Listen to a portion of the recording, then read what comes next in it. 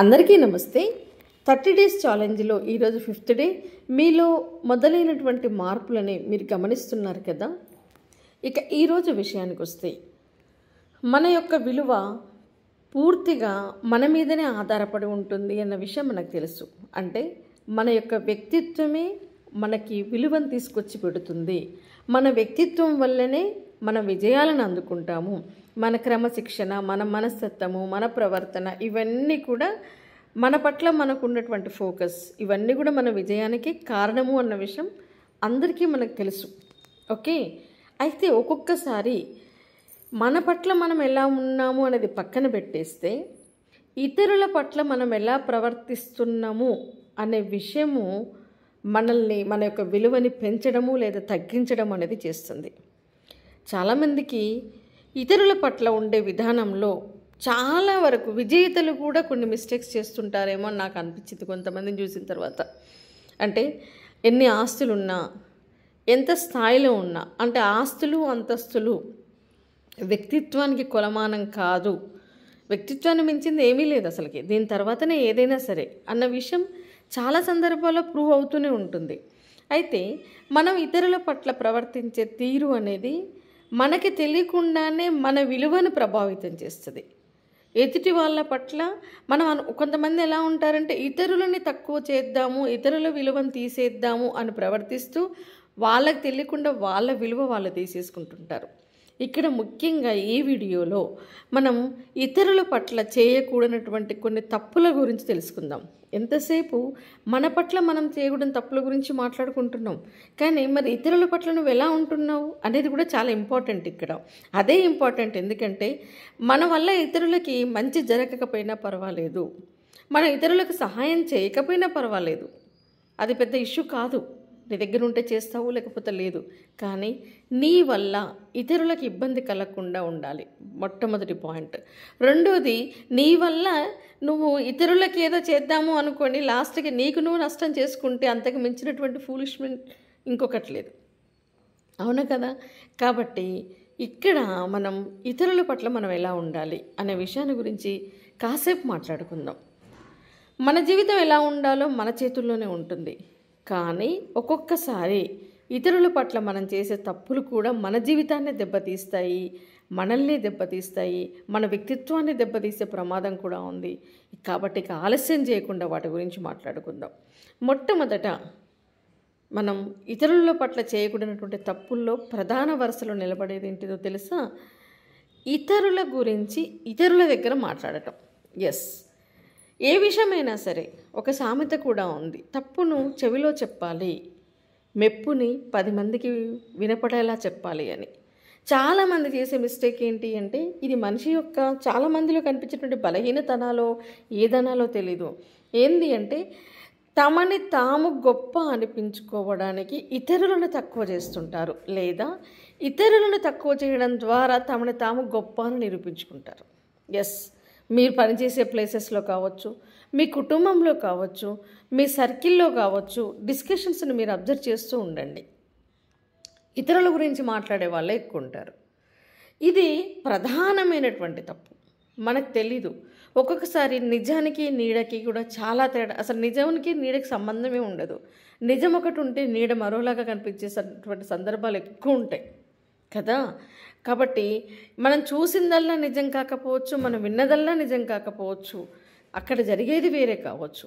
కాబట్టి పరిస్థితులు మనకు తెలియనప్పుడు, మనం ప్రత్యక్ష సాక్షులం కానప్పుడు, అసలు మనకు సంబంధం లేని విషయమైనప్పుడు, అది ప్రత్యక్ష సాక్ష్యం ఇదంతా కదా, నీకు సంబంధం లేను అన్నప్పుడు మనం ఇతరుల గురించి, వాళ్ళ క్యారెక్టర్ని, వాళ్ళ వ్యక్తిత్వాన్ని దెబ్బతీస్తూ మాట్లాడే మాటలు ఒక్కొక్కసారి అలా ఇప్పుడు నువ్వు ఒక వ్యక్తి గురించి ఒక వ్యక్తి యొక్క వ్యక్తిత్వం గురించి నువ్వు 3వ పర్సన్ దగ్గర మాట్లాడుతున్నప్పుడు మనం అనుకుంటారు, జనరల్గా మనుషులు అనుకుంటారు, నేను ఆ పర్సన్ గురించి మాట్లాడుతున్నాను, కానీ వినే వాళ్ళకి లోకు అయ్యేది మీరే.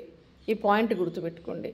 వినేవాళ్ళు వింటుండొచ్చు, ఊగొడుతుండొచ్చు, ఎంటర్టైన్ చేస్తుండొచ్చు, వాళ్ళు ఆనందాన్ని పొందుతుండొచ్చు, కానీ సమయం వచ్చినప్పుడు నీ మీద ఎదురు దెబ్బ కొట్టేది ఆ వినేవాళ్ళే. నిజం ఇది, 100% నిజం ఇది. కాబట్టి ఎవరి దగ్గర ఎవరి గురించి మాట్లాడటము అనేది మనం చేస్తే ఆటోమేటిక్గా అక్కడ విలువ పోయేది మనదే, చులకనయ్యేది మనదే, ఇంకొక విషయం చెప్తున్నాను, గుర్తుపెట్టుకోండి, ప్రమాదం మీ వెనకనే ఉంది. ఏ పర్సన్ దగ్గరైతే మీరు మాట్లాడతారో ఆ పర్సన్ రూపంలోనే ప్రమాదం మీ వెనకనే నడుచుకుంటూ వస్తుంది. కాబట్టి ఇలాంటి తప్పు ఎప్పుడూ చేయకండి, ఓకేనా? ఇక నెక్స్ట్, ఎవరైనా సరే మీకు మిమ్మల్ని నమ్మి సీక్రెట్స్ చెప్పినప్పుడు, వాళ్ళ విషయాలు మీతో చర్చించుకున్నప్పుడు, నేను చూశానండి ఇలాంటి వాళ్ళని చూసి, అయ్యో బాబోయ్ ఇలా కూడా ఉంటారా మనుషులు అని ఎంత భయమేస్తుందో నాకైతే. వాళ్ళు చెప్పినప్పుడు బాధల గురించి, కన్నీళ్ళ గురించి, కష్టాల గురించి, ఏదో వాళ్ళ సీక్రెట్స్ గురించి చెప్పినప్పుడు అయ్యో అయ్యో అని గుండెలు బాదుకున్న వాళ్ళు కూడా వాళ్ళు కాస్త అటు జరగగానే వాళ్ళ గురించి హేళనగా మాట్లాడిన వాళ్ళని నేను స్పష్టంగా కళ్ళతో చూశాను. కాబట్టి ఎవరైనా సరే అది ఎంత వ్యక్తిత్వంలో దిగజారుడుతనము అంటే ఇంకా అది నుంచి ఒక మనిషిని మానసికంగా మర్డర్ చేసినట్టే లెక్క కదా. కాబట్టి ఆ వ్యక్తి ఇలాంటి మనస్తత్వాన్ని మాత్రం మనం చాలా దూరం పెట్టాలి. అసలు నిజంగా చెప్పాలి అంటే ముందు మనం ఇతరులు మన పట్ల ఎలా ఉండాలి అని మనం ఆశిస్తామో ముందుగా మనం ఇతరుల పట్ల అలా ఉండాలి కదా. కాబట్టి ఎవరైనా మీకు ఏదైనా విషయాలు చెప్పినప్పుడు ఇమ్మీడియట్గా దాన్ని ప్రచారం చేయడము అనే దాన్ని మొదలు పెట్టకండి. మీ మనసులోనే సమాధి చేసేసేయండి అంతే. ఇంకా అది అవసరం ఇచ్చినప్పుడు మాత్రమే మీరు బయటకు తీయండి.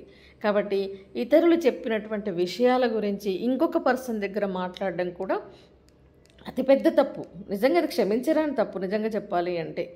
ఇక మూడవ తప్పు, ఇతరులను తక్కువగా చూడటం. ఇది మన వినాశనానికి మొదటి అడుగు, అంతే కదా. తాబేలు ఏం నడుస్తుందిలే అనుకున్నటువంటి కుందేలు ఓడిపోయింది, తక్కువగా చూసింది కాబట్టి ఓడిపోయింది కదా. అలాగే మనం ఎదిగినంత మాత్రాన ఇతరులను అవమానించడానికి మనకు హక్కు లేదు. ఎవరి మనస్తత్వం, ఎవరి తెలివితేటలు, ఎవరి జీవన విధానం, ఎవరి వెనక ఎన్ని కష్టాలు ఉన్నాయో మనకేం తెలుసు కదా.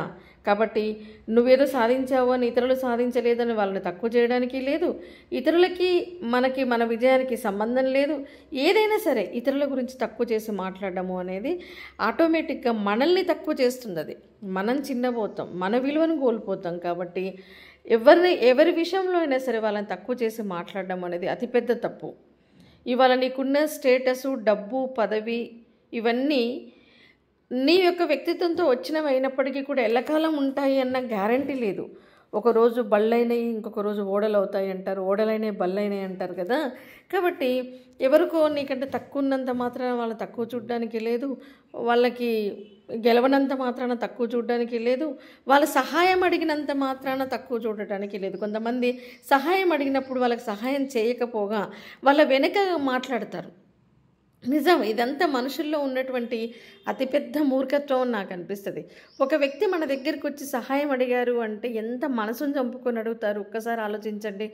వాళ్ళు ఏ స్థితిలో ఉంటే అడుగుతారు. సో నెగిటివ్ పీపుల్ గురించి కాదు ఇక్కడ. ఒక వ్యక్తి వచ్చి ఏదైనా సరే, అది ఆర్థికంగా కావచ్చు, ఏ రకంగానైనా సరే మన సహాయం అడిగారు అంటే ఆ అడగడానికి వాళ్ళు ఎంత మానసిక సంఘర్షణ పడి ఉంటారు అన్న విషయం గ్రహించండి.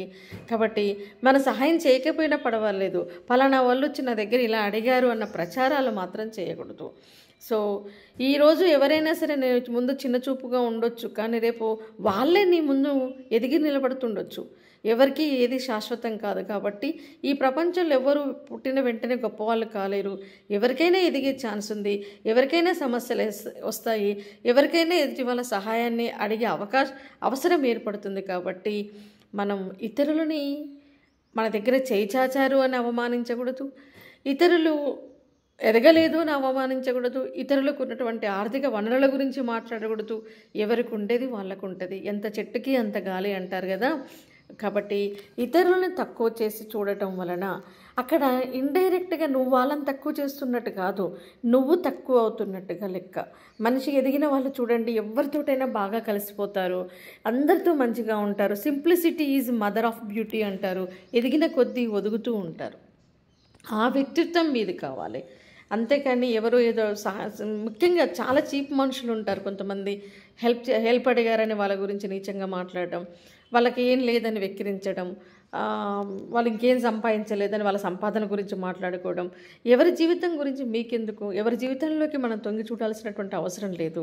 వాళ్ళు ఇంకేం సంపాదించారు, ఏం కూడబెట్టారు, ఎన్ని ఇళ్ళు కట్టారు, ఎంత బంగారం కొన్నారు, వాళ్ళ కట్టుకున్న బట్టల గురించి మాట్లాడేటువంటి నీచమైనటువంటి మనస్తత్వం మన మనుషుల్లో చాలామందిలో కనపడుతుంది. కాబట్టి అలాంటి వాటికి ఫుల్ స్టాప్ పెట్టండి.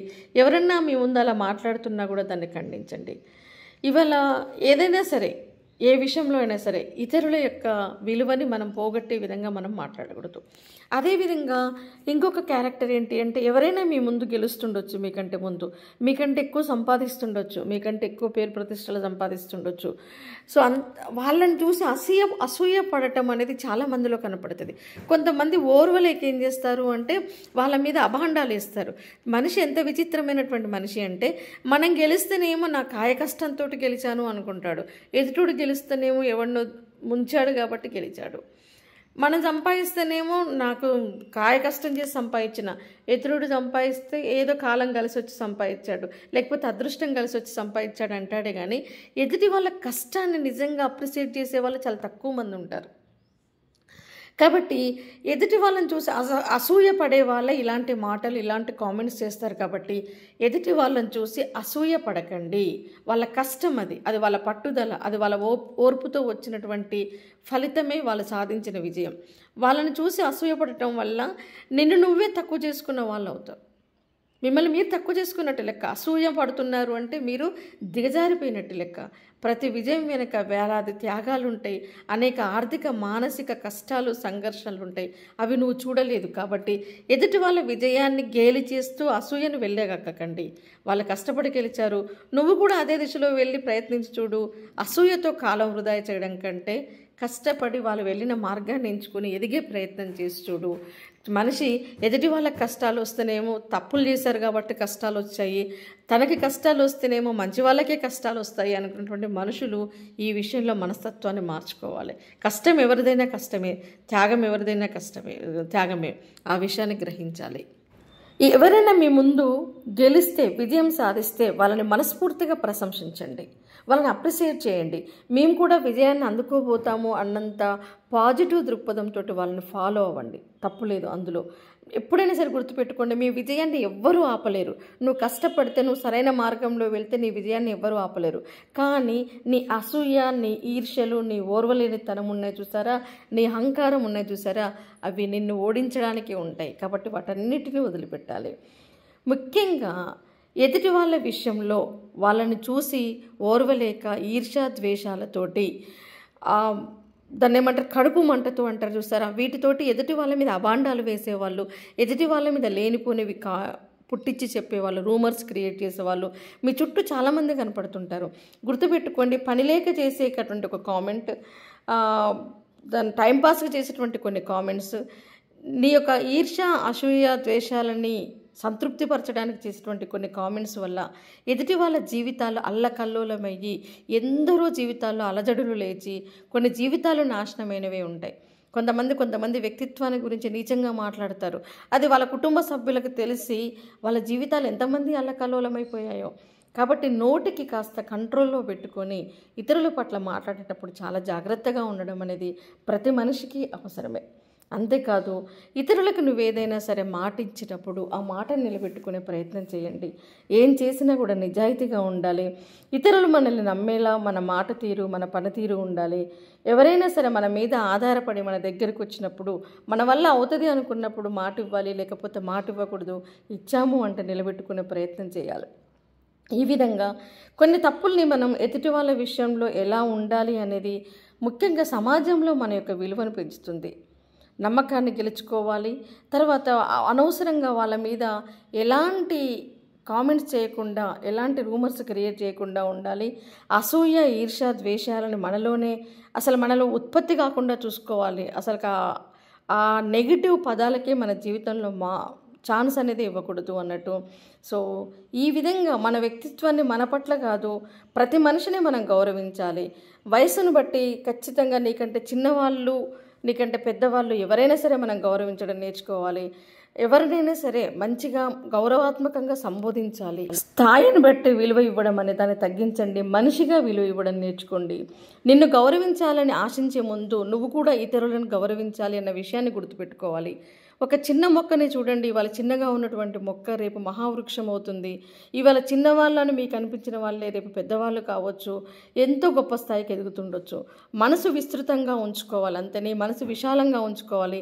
ప్రతి మనిషిని గౌరవించాలి. వాళ్ళ స్థాయిని చూసి అనగదొక్కే ప్రయత్నం చేయొద్దు.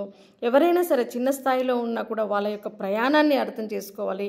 జీవితంలో ఎప్పుడు ఎవరు ఎదుగుతారు అనేది ఎవరు ఊహించలేరు. ఇక్కడ ముఖ్యం ఆస్తులు అంతస్తులు కాదు, వ్యక్తిత్వాలకు విలువనివ్వడం నేర్చుకోవాలి. ముందు ఇతరుల పట్ల నువ్వు కరెక్ట్గా ఉండడం నేర్చుకోవాలి. ఆ తర్వాతనే ఇతరులు మన పట్ల కరెక్ట్గా ఉండాలని ఆశించాలి. మనం చేసేది ఒకటి, ఆశించేది ఒకటి అనేది ఉండకూడదు. సో ఈ రకంగా మన పట్ల మనమే కాకుండా ఇతరుల పట్ల కూడా మన వ్యక్తిత్వాన్ని ఉన్నతంగా తీర్చిదిద్దుకుంటే ఖచ్చితంగా సమాజంలో మనకంటూ ఒక స్థానం ఉంటుంది. మన వెనక చాలామంది యొక్క దీవెనలు ఉంటాయి, వాళ్ళ యొక్క బ్లెస్సింగ్స్ ఉంటాయి. కాబట్టి కొన్ని తప్పులు ఇతరుల పట్ల చేయకండి, వాళ్ళని బాధ పెట్టకండి. ఇతరుల పట్ల తప్పులు చేయకుండా మీ విలువను మీరు పెంచుకోవాలి. ఇతరులు తగ్గించాలని చూసినప్పుడల్లా మనం దిగజారిపోతాము, మన విలువ పాతాళానికి పడిపోతుందన్న విషయాన్ని కనుక ఎవరైనా సరే గ్రహిస్తే ఇతరుల పట్ల తప్పులు చేయకుండా ఉంటారు. ఓకేనా? All the best.